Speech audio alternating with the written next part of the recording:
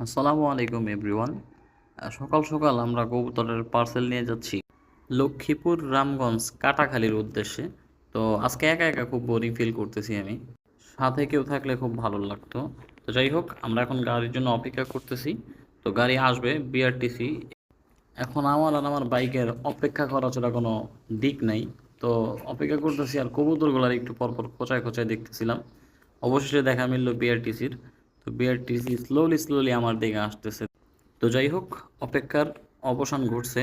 তো আমরা খুব দ্রুত কবুতরগুলা গাড়িতে দিয়ে দেওয়ার চেষ্টা করব। এদিকে আমরা নাম ঠিকানা সব কিছু আবার শিওর হয়ে নিলাম, বাই চান্স যাতে কোনো দুর্ঘটনা না ঘটে। তো যাক, আমরা কবুতরগুলো গাড়িতে উঠাই দিছি। ড্রাইভার সাহেবকে কবুতরগুলো বুঝাই দিলাম। এখন বিদায়ের পালা, গাড়ি এখনই ছাড়বে। গাড়ির টাইম হইতেছে 5টা 45-এ। তো সবাই দোয়া করবেন যাতে কবুতরগুলো সহি সালামত তার গন্তব্যে পৌঁছায় যায়। কবুতরগুলোর ওনার হইতেছে